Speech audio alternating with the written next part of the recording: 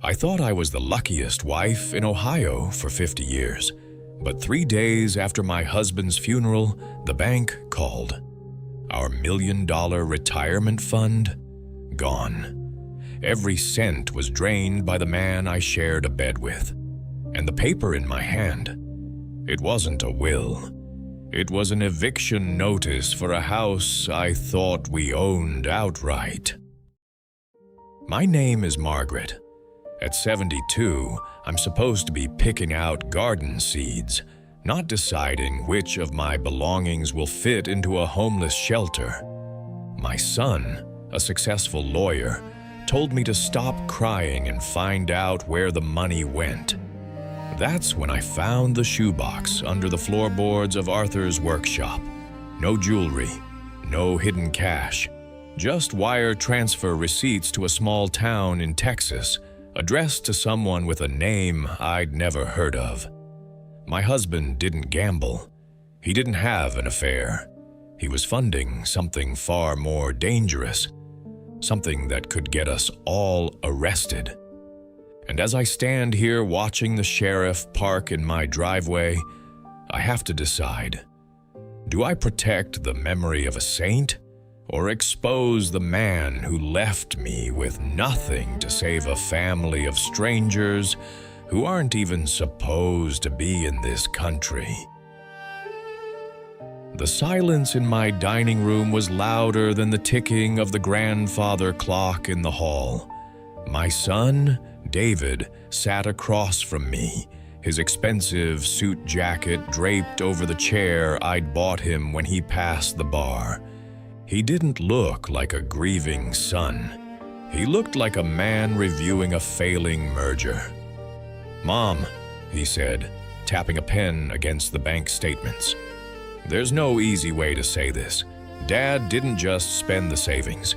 He leveraged the house, a home equity line of credit, maxed out 3 months ago." I felt the air leave my lungs.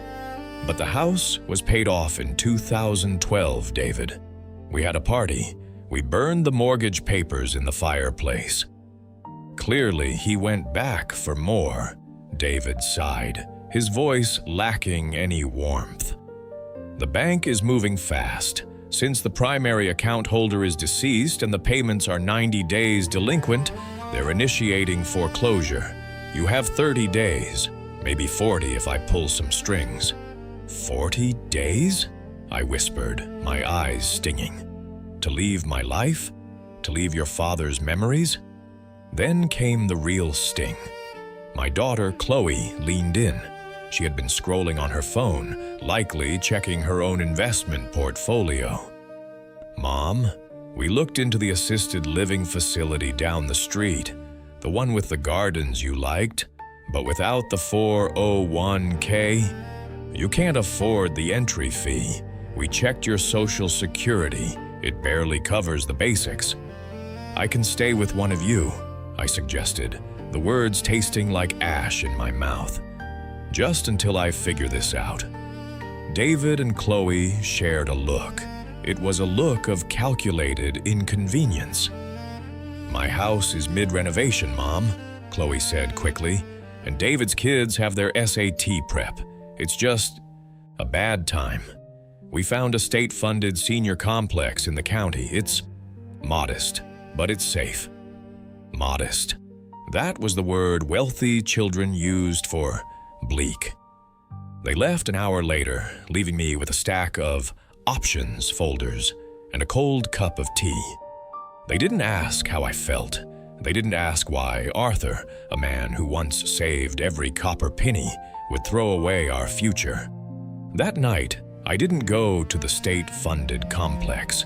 I went to Arthur's workshop in the garage. I needed to know who my husband really was. Deep behind a stack of old paint cans, I found the shoebox. Inside, tucked under the wire transfer receipts, was a photo. It was a Polaroid, faded by time. It showed Arthur, much younger, standing in a dusty field next to a man with dark hair and a tired smile. On the back, in Arthur's shaky handwriting from just last year, it read, "I promised him If I don't pay the coyote, they'll send the boys back to the cartel. I'm sorry, Margaret. I couldn't let his blood be on my hands. Not again." The word coyote sent a chill down my spine. This wasn't just a charity. My husband was involved in an illegal human smuggling debt. He hadn't just spent our money, he had tied our family name to a criminal underground, all to save a family that, according to the news I watched every night, shouldn't even be here. The next morning, the sun crawled through the kitchen window, but it didn't feel warm. It felt like a spotlight on a crime scene. I sat at the mahogany table, tracing the deep scratch Arthur had made when he moved the Christmas tree 5 years ago.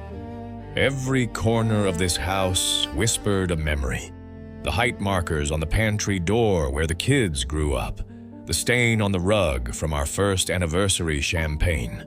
To the bank, this was asset number 4092. To me, it was my skin, and someone was trying to flay it off. The doorbell rang at 10 a.m. It wasn't my children. It was a man in a windbreaker with a clipboard. "Mrs. Miller, I'm from the county assessor's office, just conducting a pre-foreclosure walkthrough." He didn't wait for an invite. He stepped over the threshold, his heavy boots thumping on the hardwood. He walked through my living room like I was a ghost, noting the fair condition of the crown molding and the outdated kitchen appliances. "Please," I said, my voice trembling. "My husband just passed. There must be a mistake with the HELOC, home equity line of credit." The man stopped and looked at me. For a second, I saw a flicker of pity, the kind you give a stray dog before you call animal control. "Ma'am, the paperwork is airtight. You're not the first one this month. A lot of folks your age are finding out their spouses left behind more than just memories." He handed me a bright orange sticker. "This needs to go on the front window by Friday. It's the official notice of public auction." After he left, the house felt different. The air was colder. I started doing something I never thought I'd do. I started calculating the value of my life in parts. The silver set from my mother, maybe $200 at a pawn shop. The antique clock, $500 if I'm lucky. I realized with a sickening jolt that even if I sold everything, every chair, every book, every memory, I couldn't even pay the interest for 1 month. I called David again. I didn't care about my pride anymore. "David, there's a man here putting stickers on the windows. He says they're going to auction the house. You're a lawyer, honey. Can't you file an injunction, a delay?" There was a long pause. I heard the clicking of a keyboard on his end. "Mom, we talked about this. Filing fees cost money, legal hours cost money. And for what? To buy you another 30 days in a house you can't afford to heat? You need to start packing. Just take what fits in a suitcase. The rest, well, we'll hire a junk removal service." Junk? He called my life junk. I hung up before I started sobbing. I walked down to the basement to Arthur's workshop, the only place that still smelled like him, sawdust and Old Spice. I looked at the shoebox again. The weight of the financial ruin was crushing me, but the anger was finally starting to burn through the grief. Arthur had traded my safety, my bed, and my dignity for a family of strangers in Texas. I looked at the receipts. $2,000 in January, $1,500 in February. While I was clipping coupons to save 50 cents on cereal, my husband was sending thousands to the Garcia family in El Paso. I grabbed my car keys. If I was going to lose my home, I wasn't going to go quietly into a state-funded warehouse for the elderly. I was going to drive south. I wanted to see the faces of the people who had stolen my retirement. I wanted to see if they were worth the price of my soul. I didn't tell my children I was leaving. I just packed a small suitcase, took the remaining $400 from my emergency jar, and drove. 22 hours of highway, cheap coffee, and the smell of old upholstery. As the lush greens of Ohio faded into the dusty, sun-bleached yellows of El Paso, my anger didn't fade. It crystallized. I found the address from the receipts. It wasn't a house. It was a crumbling trailer parked behind a rusted auto body shop, just miles from the massive steel slats of the border fence. I stepped out of the car, the heat hitting me like a physical blow. This was where my 401k had gone, to this dirt lot. I marched to the door and pounded on it. "Open up, I know you're in there." The door creaked open just an inch.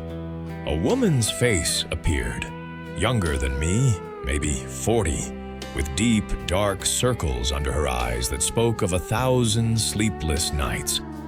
When she saw me, a well-dressed white woman from the north, she didn't look confused. She looked terrified. She tried to slam the door, but I jammed my sensible orthopedic shoe in the crack. "I'm Arthur Miller's wife," I spat, "and you are going to tell me exactly how you swindled my husband out of our life savings." The woman, Elena, began to tremble. She looked over her shoulder into the dark trailer, then back at me. "Please," she whispered in broken English. "The children are sleeping. We have no money.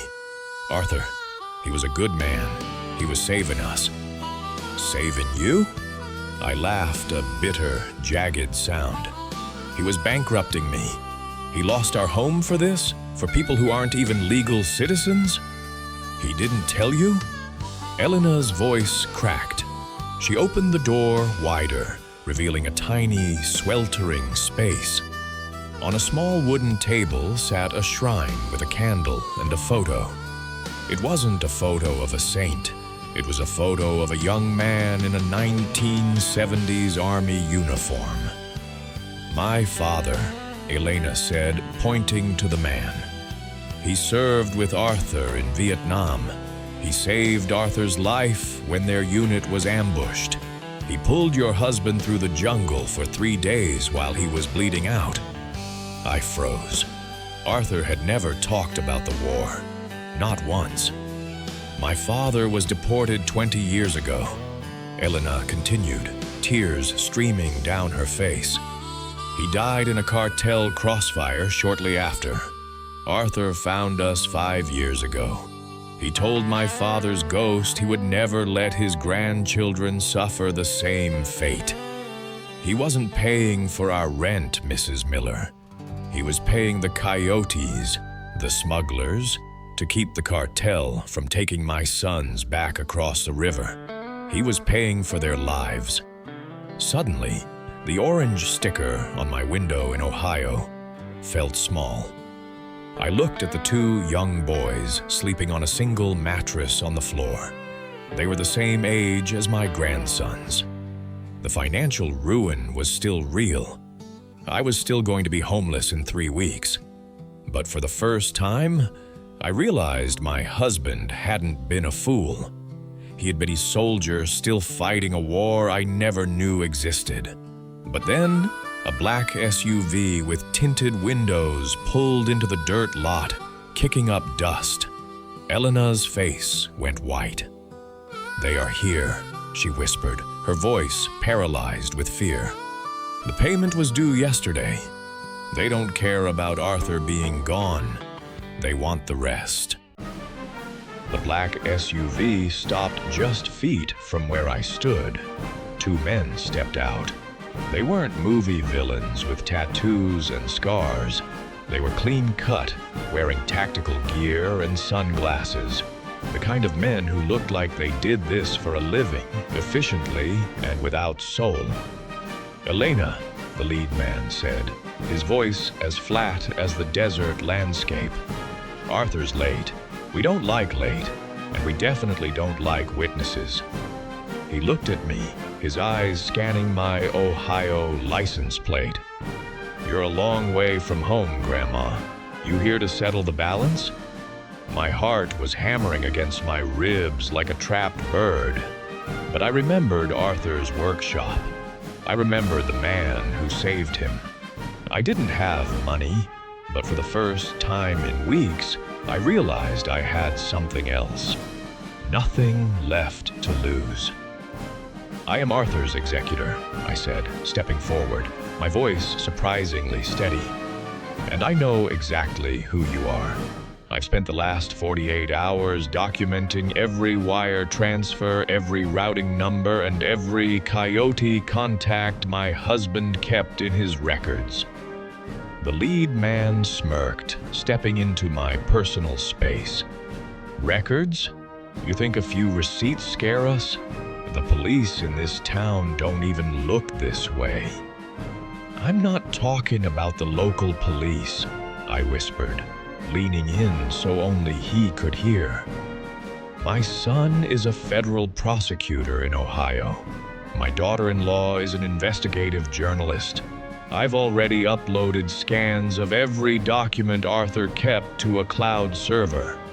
If I don't check in by midnight, those records go to the IRS and the FBI. You might not fear the law, but I bet your bosses would hate to have their money laundering channels frozen because of a dead man's debt." It was a bluff, a massive, terrifying bluff. David was a corporate lawyer, not a prosecutor, and the cloud server was just a folder of photos on my phone. But in that moment, I wasn't a victim. I was a Miller. The man's smirk vanished. Silence stretched between us, thick with the smell of dust and gasoline. He looked at the trailer, then back at my defiant glare. "Arthur paid enough," the man finally muttered, spitting on the ground. "Consider the debt settled, but if I ever see your car in Texas again, those files won't save you." They got back in the SUV and roared away, leaving a cloud of red dust that made me cough. Elena collapsed onto the porch steps, sobbing in relief. The resolution. I didn't stay in Texas. I couldn't, but I didn't go back to the state-funded warehouse either. On the drive home, I made a phone call. Not to David, but to a real estate developer who had been trying to buy our neighborhood's parkland for years. I made him an offer.